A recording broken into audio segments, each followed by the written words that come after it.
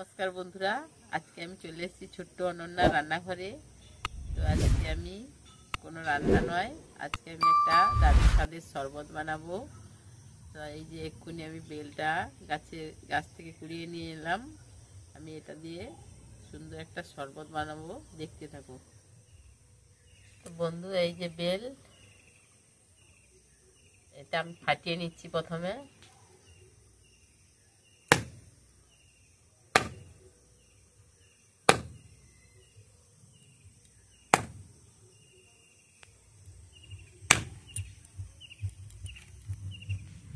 এই যে বন্ধুরা দেখতে থাকো, এই যে আমি প্রথমে এই ছোট্ট চামচ দিয়ে আমি এই শাঁসটা বের করে নিচ্ছি।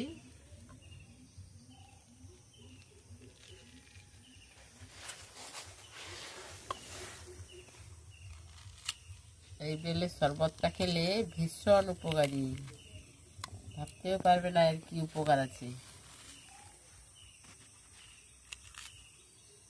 যাদের কোষ্ঠকাঠিন্য আছে তারা যদি রোজ এই বেলের শরবত খান, খুবই উপকার।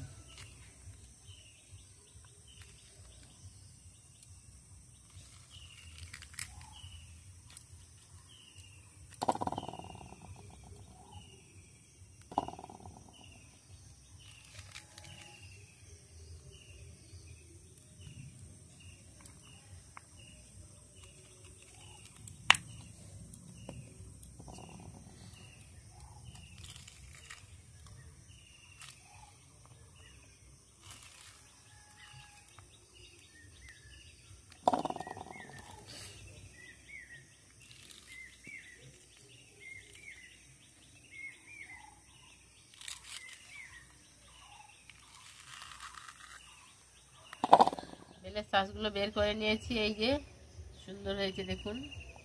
এবারে আমি মেখে নেব, এইভাবে মেখে নেব।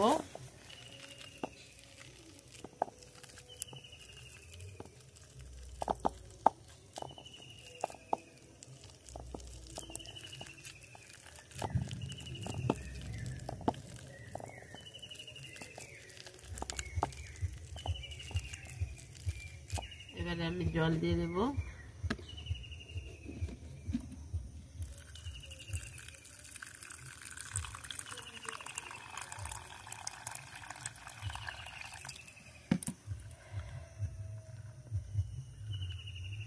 বেলের শরবতে অনেকে চিনি দিয়ে খায়, কিন্তু চিনি না দেওয়াটাই ভালো। চিনি তো স্বাস্থ্যের পক্ষে খুবই ক্ষতিকারক, তাই চিনি না দিয়ে এভাবেই শরবতটা বানিয়ে খাবেন, খুবই উপকার পাবেন।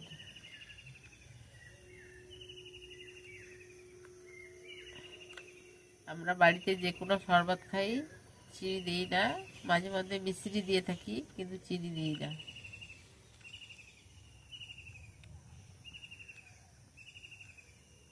বাচ্চাদের পক্ষে একটু কষ্টকর হবে খাওয়া, তার জন্য একটু মিষ্টি দিয়ে দিলে ভালো হয়।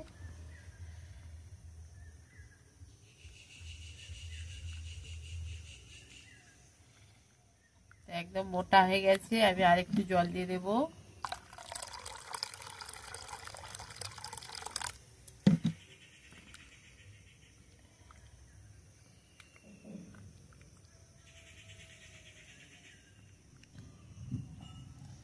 এবারে আমি এই বীজগুলো ফেলে দেব।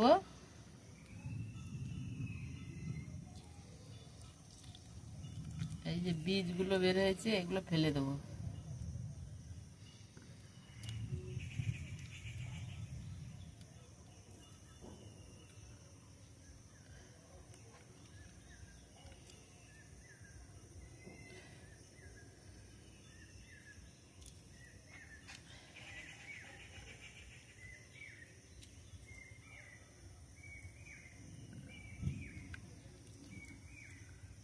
এই গরমে এই শরবতটা খুবই স্বাস্থ্যকর, তাই বেলের শরবতটা খেতে ভুলবেন না। যখনই বাজারে বেল আসবে বা যাদের গাছে আছে, সবসময় শরবত বানিয়ে খাবে, বা এমনিতেও এই পাকা বেল খাওয়া যায়। যারা শরবত খেতে না ভালোবাসেন তারা এমনিতে বেলটা ফাটিয়ে খেতে পারেন।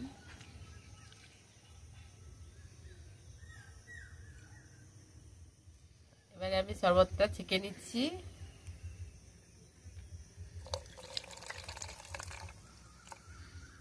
মোটা তো তাই ছাঁকনিতে গলতে একটু অসুবিধা হচ্ছে।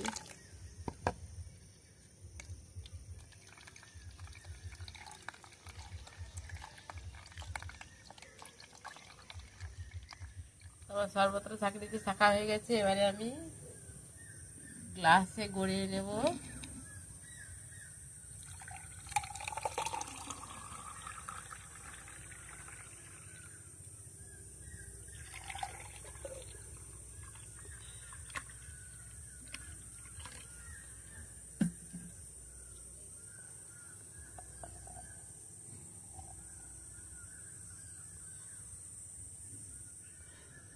তো দেখুন বন্ধুরা, এই যে বেলের শরবতটা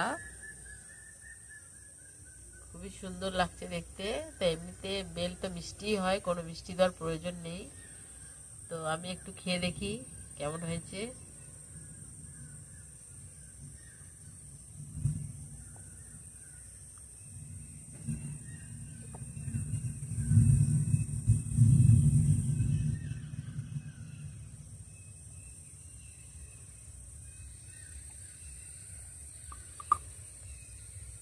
তো দারুণ হয়েছে বন্ধুরা। এভাবে বেলের শরবত বানিয়ে খাবে, খুবই উপকারী। তো বন্ধুরা, আমার এই বেলের শরবতটা যদি আপনাদের ভালো লেগে থাকে, আপনারা লাইক, কমেন্ট, শেয়ার এবং সাবস্ক্রাইব করতে ভুলবেন না। ভালো থাকবেন, সুস্থ থাকবেন।